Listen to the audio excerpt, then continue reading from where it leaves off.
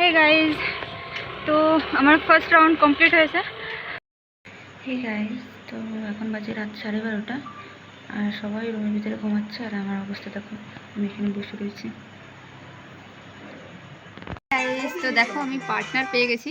ভাবছিলাম অনেক বেশি টেনশন হচ্ছিল যে কোনো মানুষ পাবো কিনা, কিন্তু ফাইনালি দিদি পেয়ে গেছি। তো এখন হোটেলে খাবার জন্য।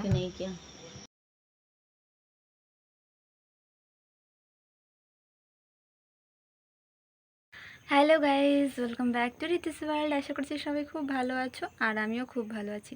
তো আজকে আমি নতুন আরেকটা ব্লগ নিয়ে আসছি। আর আজকে যে ব্লগটা আমি বানাচ্ছি সেটা হচ্ছে, এখন আমি এক জায়গায় যাব, যার কারণে আমি এখনই ইন্ট্রোটা বানিয়ে নিলাম। তো এখন আমি চানন কিছুই করিনি, চানন করে রেডি হয়ে ব্যাগ প্যাকিং করে বেরোবো। তো এখন আমি যেই জায়গাটা যাব সেই জায়গাটা হচ্ছে আমার কালকে একটা ইন্টারভিউ রয়েছে, যার কারণে আমি ওই ইন্টারভিউটা ফেস করার জন্যই যাব। অনেক দূর আমার ঘর থেকে। কাল সকালে যেহেতু ওইখানে এন্ট্রি করাতে হবে 6টার সময়, তো আমার ঘর থেকে যেয়ে কালকে সম্ভব না, যার কারণে আমার এখন যেতে হবে। তো আমি এখন চানন করে রেডি হয়ে বেরো যাব। আর ওই জায়গাটা যে কীরকম আমি জানি না ভালো করে, কারণ কি এর আগে আমি কখনও যাইনি ওই জায়গায়। তো জানি না কি হবে গাইজ, আমি তো অনেক বেশি নার্ভাস রয়েছি। তো তোমরা কন্টিনিউ দেখো ব্লগটা, যদি ভালো লাগে তাহলে অবশ্যই লাইক কমেন্ট শেয়ার করো। আর কালকে কি হবে না হবে সেটা তো তোমরা অবশ্যই দেখলেই বুঝতে পারবে। এই যে ইন্টারভিউটা যে রয়েছে গাইজ, এটা আমার লাইফের ফার্স্ট ইন্টারভিউ, ফিজিক্যাল ইন্টারভিউ। আর এটা হচ্ছে ফরেস্টের ইন্টারভিউ। আর এই ইন্টারভিউটা অনেক বেশি টাফ, এর কারণে যে এর প্রত্যেক দিন এই ইন্টারভিউটা 1200 মানুষ পার্টিসিপেট করছে। সেই 6 তারিখ থেকে শুরু হয়েছে, 6 তারিখ থেকে 12 তারিখ পর্যন্ত, 16 তারিখ পর্যন্ত চলছে এই ইন্টারভিউটা। তো আমার ইন্টারভিউটা কালকে। আর এই মানে এই যে প্রত্যেক দিন যে ইন্টারভিউটা হচ্ছে, এখানে 1200 মানুষ প্রত্যেক দিন পার্টিসিপেট করছে। তার মধ্যে থেকে শুধুমাত্র 2-3 জন 5 জন এরকম ধরনের এরকমই পাস করছে। মানে এত বেশি টাফ। তো আমি তো জানি ভালো করে যে আমি পাস হব না, কিন্তু তারপরেও নিজের একটা অভিজ্ঞতা করার জন্যই আমি যাচ্ছি। মানে একটা এক্সপিরিয়েন্স হয়ে যাবে যে ইন্টারভিউ, ফিজিক্যাল ইন্টারভিউ কীরকম হয়, কারণ কি এর আগে তো আমি কখনো ফেস করিনি। তো যেহেতু একটা এক্সপিরিয়েন্স হয়ে যাবে তাই আমি যাচ্ছি। তো জানি না কী হবে গাইজ, আমি অনেক বেশি নার্ভাস, কারণ এই ইন্টারভিউটা দিতে গিয়ে একটা ছেলে ডেথও হয়েছে। তো সেই কথা শুনে তো আরও বেশি টেনশনে রয়েছি যে কী হবে জানি না। তো কালকে যা হবে তোমরা দেখতেই পাবে। যদি ভালো লাগে তাহলে অবশ্যই লাইক করো, কমেন্ট করো, শেয়ার করো, সাবস্ক্রাইব করো, পাশে থেকো। আর যদি বেঁচে থাকি তাহলে তো আবার দেখাবে, আর নয়তো এই পর্যন্তই। চলো কন্টিনিউ দেখো তোমরা। হে গাইস, তো আমি পুরো রেডি হয়ে গেছি আর এখন যাব বাসের জন্য। তো তোমরা কন্টিনিউ দেখো। গাইজ, এটা হচ্ছে আমাদের মেন বাস স্ট্যান্ড। আর একটা বাস স্ট্যান্ড আছে আমাদের ভিতরে, আমাদের একদম মানে আমাদের বাজার যেটা সেখানে। আর এটা হচ্ছে মেন বাস স্ট্যান্ড। এখানেই থেকে আমাদের সব পড়লার ডিগলিপুর সারা জায়গায় যাওয়ার জন্য এখান থেকেই যেতে হয়। আর ওদিকে যে রাস্তাটা দেখিয়েছে ওই রাস্তাটায় আমি যাব, আর এই সাইড থেকে আমার বাসটা আসবে। গাইজ, আমি বাসে উঠে গেছি আর এখানে আমি আমার দিদির কোলে বসেছিলাম একটা, কারণ কি বাসে প্রচুর পরিমাণে ভিড় ছিল। আর এইখানে আমাদের রাস্তার অবস্থা অনেকই খারাপ, যার কারণে বাসের ভিতরে অবস্থা এরকম। তো গাইজ, বাসের চালাগুলো খেয়ে আমি রঙ্গত বাজার পর্যন্ত পৌঁছেছি। আর এখানে পৌঁছানোর পরে দেখো এখানে মৌসমটা কি পরিমাণে বৃষ্টি হচ্ছে। এখানে এত পরিমাণে বৃষ্টি হচ্ছিল, আমি এখানে পৌঁছে 1 ঘন্টা হয়ে গেছে আমার বোনের ওয়েট করতে করতে, কিন্তু ও আসতেই পারছিল না বৃষ্টির জন্য। এরপরে আমরা জিপে করে যাচ্ছি এখন বকুলতলা, মানে যেখানে আমার মেন সেন্টার বকুলতলা ফরেস্ট অফিসের ওখানে যাব। তো মেন সেন্টার তো আমার কলসি, কিন্তু বকুলতলা ফরেস্ট অফিসে আমাদের এন্ট্রি করাতে হবে। এরপরে জিপ থেকে নেমে হাঁটা শুরু করছি আর হেঁটে হেঁটে ওই যে ফরেস্ট অফিসের সামনে এসে দাঁড়িয়েছি, মানে ফরেস্ট অফিসের রাস্তার সামনে। এখনও অফিসটা তো অনেক টিকরির উপরে, কিন্তু সামনে ফরেস্ট অফিসের ওই যে গার্ড বোর্ডটা লাগানো রয়েছে। এখান থেকে আমার এখানে পাশেই থাকতে দিয়েছে কমিটি হল, সেইখানে যাবো এখন। ঠিক আছে, তো দেখো আমি পার্টনার পেয়ে গেছি। ভাবছিলাম অনেক বেশি টেনশন হচ্ছিল যে কোনো মানুষ পাবো কিনা, কিন্তু ফাইনালি দিদি পেয়ে গেছি। তো এখন আসছি আমরা হোটেলে খাবার জন্য। হাই করো। আর হোটেল, আর এই যে হচ্ছে হোটেল, আর এই যে একটা দিদি। পাপা বলছে তো গাইজ এখানে খাবারের ওয়েট করতে করতে অনেক টাইম হয়ে গেছিলো। তো আমরা আসছিলাম 5টার সময়, আর এখন দেখো 6টা 8 বাজে। তো গাইজ আমরা খাবার নিয়ে ঘরে চলে আসছিলাম, ঘরে না সরি রুমে আসছিলাম। আর এখন বাজছিল 7:30। সবাই খাবারে রেডি করছিল। আর এই যে আমাদের থাকার জায়গা, এই যে এই জায়গাটা দিয়েছে আমাদের থাকার জন্য। আর আমি আমার খাবারটা কিন্তু ঘর থেকে নিয়ে গেছিলাম, ওই দিদিরা হোটেল থেকে আনছে, আর আমি আমার খাবারটা ঘর থেকে নিয়ে আসছিলাম। তো গাইস সবাই খাবার ওপর খেয়ে সবাই নিজের নিজের মতন বিছানা করে শুয়ে পড়েছে। আর আমি একটা দিদির সঙ্গে একটু হাসি মজা করতেছিলাম এখানে শুয়ে শুয়ে। তো দেখো আমি একটা ব্যাগ মাথায় দিয়ে শুয়ে পড়েছি। আর এইখানে ছোট্ট একটা রুম দিয়েছে আমাদের, যার কারণে সবাই একই রুমের ভিতরেই ঘুমাচ্ছিল। তো যে যার মতন যেইটুক জায়গা পেয়েছে সেইটুক জায়গা নিয়ে শুয়ে পড়েছে। ঠিক গাইস, তো এখন বাজে রাত 12:30, আর সবাই রুমের ভিতরে ঘুমাচ্ছে। আর আমার অবস্থা দেখো, আমি এখানে বসে রয়েছি। তো গাইস সবাই তো ঘুমাচ্ছে রুমের ভিতরে, তাই আমি ভাবলাম তোমাদের একটু সামনেটা ঘুরিয়ে দেখাই। তো এই যে হচ্ছে আমাদের রুমের সামনে, আর সামনে যে হলটা দেখিয়েছি ওই যে ওই হলটা হচ্ছে ছেলেদের হল, এখানে ছেলেরা রয়েছে। আর এদিকে রয়েছে একটা অফিস উপরের দিকে, আর অফিসের সামনেই মানে এই যে অফিসে যাওয়ার সিঁড়ি, আর এই অফিসের সামনে হচ্ছে বাথরুম, ছেলেদের মেয়েদের দুজনের বাথরুমই এখানে। ঠিক গাইস, তো এখন বাজে 2:30, আর এখন সবাই রেডি হয়ে গেছে। আর এখন যাব আমরা লাইন দাঁড়ানোর জন্য, মানে অনেক বেশি ক্যান্ডিডেট রয়েছে, যার কারণে আমরা এখন থেকেই যাব। তো তোমরা দেখো কন্টিনিউ। তো গাইজ এখানে রাত 2:30 বাজে এখন, আর এখানে সব ছেলেদেরই লাইন ছিল বেশি, মেয়েদের লাইন তো অনেক লাস্টে, মানে 2-3টার দিকে লাইন দাঁড়ানো রয়েছে মেয়েরা। কিন্তু ছেলেরা রাত 10টা থেকে এখানে লাইন দিয়েছে। আর এখানে দেখো কি পরিমাণে ক্যান্ডিডেট।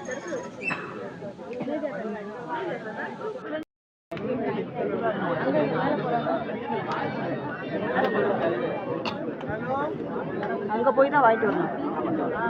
அங்கே ஆஃபீஸ் ரூம் இருக்கு மேலே, அங்கே ஆஃபீஸ் இருக்கு ரிட்டர்ன். তো গাইজ এখানে আমাদের সব কিছু ভেরিফিকেশন, টেস্ট নাম্বার, তারপরে ভোটের ওই মার্ক লাগিয়ে নিয়ে যাচ্ছিলো লাইন দিয়ে আমাদের মেন সেন্টারে কলসিতে। এখানে দুটো সেন্টার ছিল, একটা হচ্ছে শামকুন আর একটা হচ্ছে কলসি। তো আমরা যাচ্ছি কলসিতে, আর আমরা হচ্ছে ফার্স্ট ব্যাচ। আমাদের পরে আর একটা ব্যাচ আছে, সেটা তাদের ছাড়বে 9টার সময়, আর আমাদের এখন ছাড়বে 7টার সময়।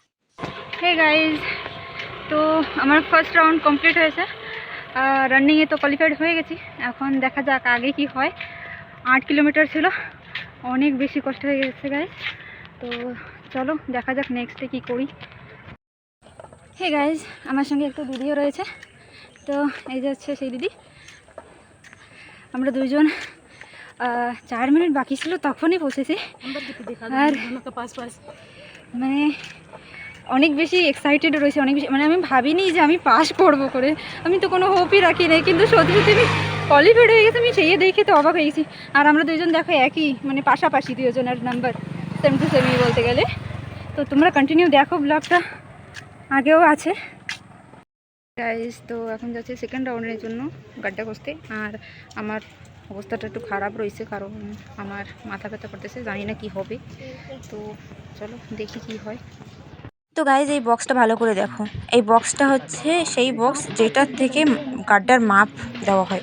মানে এই বক্সটা পুরো মাটির ভিতরে সেট করতে হবে, এই পুরো মাটির লেভেলে আনতে হবে বক্সটা, তারপরেই যে তুমি গাড্ডা খোঁচায় কোয়ালিফাইড হবে। আর এদিকে দেখো দাদারা কি পরিমাণে গাড্ডা খোঁচায় জোর দিয়েছে, এখানে আমরা তো কোনো হালাতেই পারবো না। গাইজ এসি বেরোইয়া অনেক আশা নিয়ে গেছিলাম গাড্ডা খুঁজতে, সেই যা গাড্ডার অবস্থা তোমরা তো দেখেছো, পুরো দেখাইছি। মানে এত খারাপ অবস্থা, আর এত খারাপ জায়গায় পড়ছে, হয় না আধা পর্যন্ত করে ফেলেছি। তো দেখো তোমরা কন্টিনিউ, এখন যাবো বাড়ি সিধা। তো গাইজ আমি বকুলতলা থেকে জিবে করে এসে রঙ্গত বাজারে এসে বাসে উঠে গেছি। আর এই যে হচ্ছে রঙ্গত বাজারে পুলিশ স্টেশন, আর এটা হচ্ছে রঙ্গত বাজার। আর আমি রয়েছি বাসে, এখন যাচ্ছি আমি ঘরের জন্য।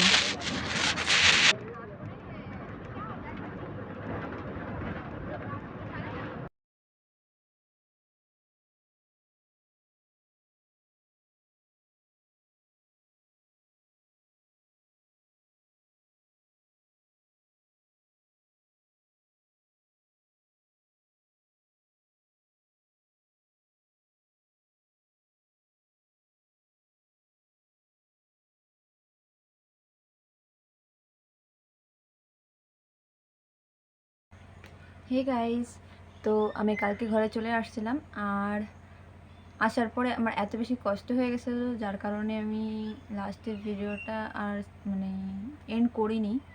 তো তার জন্য আজকে সকাল সকাল উঠে আমি ভাবলাম সবথেকে প্রথমে আমার ভিডিওটা এন্ড করি। তো আমি তোমাদের এখন বলবো মানে কালকে কি হয়েছে, কারণ কি পুরো ভিডিওটা তো করতে পারিনি। তার কারণ হচ্ছে ওইখানে অনেক বেশি গার্ড ছিল, মানে পুলিশওয়ালারাও ছিল, তারপরে ফরেস্ট গার্ডরাও ছিল, যার কারণে আমি বেশি মানে কি ভিডিও করতে পারিনি। কিছু কিছু ভিডিও করছি, আর সেগুলো তো তোমরা দেখতেই পেয়েছো আমি কী ভিডিও করেছি।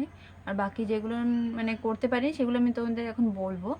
মানে প্রথমে তো আমাদের তোমাদের দেখিয়েছি আমি যে আমাদের ওই মানে নেম কি বলে চেস্ট নাম্বার লাগিয়ে তারপরে আরও কিছু এই দেখো আমাদের বোটের মতন মার্ক করে দিয়েছে, দেখতে পেয়েছো? এই যে এটা দেখে মনে হচ্ছে আমরা বোট দিয়ে আসছি, কিন্তু এটা বোটের না, মানে বোটের না, এটা হচ্ছে আমাদের ইন্টারভিউর।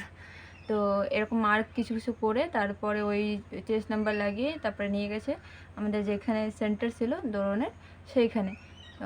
তারপরে ওইখান থেকে আমরা 8 কিলোমিটার দৌড়েছি, আর লাস্টে একটা চড়াই ছিল, একদম এরকম সিধা চড়াইটা, মানে এত এত বড় চড়াই ছিল যে মানে ওই চড়াইতে অনেক কেউ আউট হয়ে গেছে, মানে বেরিয়ে গেছে দৌড়ানোর থেকে।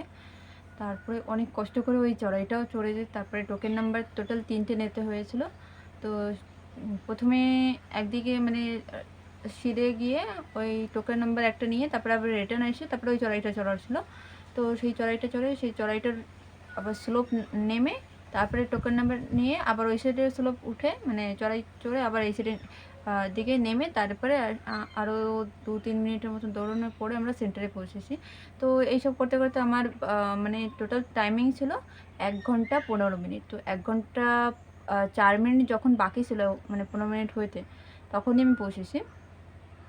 তারপরে ওইখানে টোকেন নাম্বার সব কিছু সাবমিট করে একটু সময় বসছি। তার মধ্যে দেখি একটা মানে একটা লেডি, তার অবস্থা অনেক খারাপ হয়ে গেছে। সেও কোয়ালিফাইড হয়ে গেছিলো, কিন্তু 5 মিনিট বসার পরে তার অবস্থা এত খারাপ ছিল মানে শ্বাস নিতে পারছিল না, বিলকুলই শ্বাস নিতে পারছিল না, যার কারণে তাকে ধরে মানে হসপিটালে নিয়ে গেছে, মানে তাকে আনকোয়ালিফাইড করা হয়ে গেছে। তো তারপরে এরকম হওয়ার পরে আমরা ওইখানে ফটোগ্রাফি হয়েছে। তারপর ফটোগ্রাফি করার পরে ওইখান থেকে আমরা গেছি কোথায় গেছি, আমি গেছিলাম রুমে। আর আমার সঙ্গে যে দিদিটা দেখেছো তোমরা, সেই দিদিটা আমার জন্য মানে নাস্তা, সকালে যে নাস্তাটা ছিল সেই দিদিটা দোকানে গিয়েছিলো খেতে, আর আমার জন্য গিয়ে নাস্তাটা নিয়ে আসছিলো। আর আমি তো রুমে গিয়ে আমার এত অবস্থা খারাপ হয়ে গেছিলো, মানে আচানক আমি রুমে গিয়েছি আর আমার এত বেশি মাথা ব্যথা শুরু হয়ে গেছিলো। আমি ওই সময় ওইখানে রুমের ভিতরে কতক্ষণ শুয়েছিলাম। তারপরে আমি ওই দিদি নাস্তা এনে দিয়েছে, তো আমি সেইটা খেয়েছি, সকালে যে ব্রেকফাস্টটা, সেই ব্রেকফাস্টটা খাওয়ার পরে একটু সময় রেস্ট করে তারপরে গেছি ওইখানে মানে গাড্ডা খোঁজার জন্য। ওইটা ছিল আমাদের সেকেন্ড রাউন্ড। আর গাইজ তোমাদের তো দেখিয়েছি গাড্ডাটা কীরকমভাবে ওইখানে খুঁজছিল সবাই, অনেক বেশি মানে এত আওয়াজ আসতেছিলো ওইখানে, সেই আওয়াজগুলো না তোমরা শুনতে পেয়েছো। আর ওইখানে গাইজ এত বেশি গার্ড ছিল যার কারণে আমি বেশি ভিডিও করতে পারিনি, একটুই মানে আমার পিছনেই ফরেস্ট গার্ডরা সবাই দাঁড়ানো ছিল, তারপরেও আমি একটু চুরি করে করে ভিডিও করেছি। আর আমাদের যেখানে দিয়েছে না গাইজ, সেইখানে তো মানে বলার মতো নেই, মানে এত খারাপ জায়গা পড়েছে আমাদের, মানে যে পরিমাণে গাছের শিকড় সেই পরিমাণে পাথর। আর মাটিটা এরকম না গাইজ, মানে একদম কোপ দিলেই কোদালের সাথে মাটিটা চিপকে যায়, সেই মাটিটা মানে ছাড়াতে টাইম হয়ে যাচ্ছে, এরকম অবস্থা। 5 মিনিট টাইম দিয়েছে মেয়েদের, আর ছেলেদের ছিল 3 মিনিট। তো 5 মিনিটে মানে ওই মাটি কী খুঁজবো, তোমাদের যে বক্সটা দেখিস ওই বক্সটা পুরো মাটির সাথে সেট হইতে হবে। তো মানে আমাদের এত খারাপ জায়গায় পড়ছে না গাছ, আর মাটি খসলেই জল বেরোয় খালি ওর নিচ থেকে, কারণ কি তার আগের দিন তো বৃষ্টি হয়েছে, তোমাদের দেখিয়েছি আমি যেদিন ওইখানে গিয়েছি সেদিন অনেক বেশি বৃষ্টি ছিল, ওই কারণে মাটি ভিজে আরও বেশি খারাপ হয়ে গেছে। আর ওই মাটি তো আমি তো মানে আদা খুঁজছিলাম, বক্সটার যে আদা মানে আদা যে ছিল সেই আদারটুকুই মাটির ভিতরে গেছিলো আমাদের। ঠিক আছে, আমি তো পাস হব না, আমি তো জানতাম সেই জিনিসটা, কিন্তু আমাদের ব্যাচে মানে আমাদের ব্যাচে যত মেয়েরা গেছিলো, মেয়েরা বউরা গেছিলো, কেউ পাস হয় নাই গাইজ, এত খারাপ জায়গা পড়ছে আমাদের, মানে কি বলবো। আর মানে আমার তো ভাবলেও হাসি পাচ্ছে, মানে আমি তো ভাবিনি যে আমি রানিং পাস করবো করে, সেইটা ভেবে আমি আমার মনের তেসাল্লি দিতে পারতেছি যে হ্যাঁ আমি রানিং তো পাস করছি কমসে কম। আমার মা তো বলতেছিল যে আমি পারবোই না বিলকুল, তারপরেও মানে রানিং পাস করছি, এটাই আমার তেসাল্লি রয়েছে। মানে এক্সপিরিয়েন্স হয়ে গেছে একটা যে কীরকম হয়। তারপরে কি ওইখান থেকে বেরিয়ে তারপরে আসছি রুমে এসে সিধা মানে সিধা বলতে নাক মুখ একটু ধুয়ে তারপরে ওইখান থেকে বেরিয়ে গেছিলাম। তারপরে আর তোমাদের সঙ্গে তো কথা হয়নি। তো চলো আজকের জন্য এই পর্যন্তই ভিডিওটা। যদি ভালো লাগে তাহলে অবশ্যই লাইক কমেন্ট শেয়ার করে দিও আর সাবস্ক্রাইবটা করে দিও। আর এরকম ধরনের ভিডিও আমি আগেও নিয়ে আসবো, তো তোমরা কন্টিনিউ পাশে থেকো আমার। তো চলো আজকের জন্য টাটা।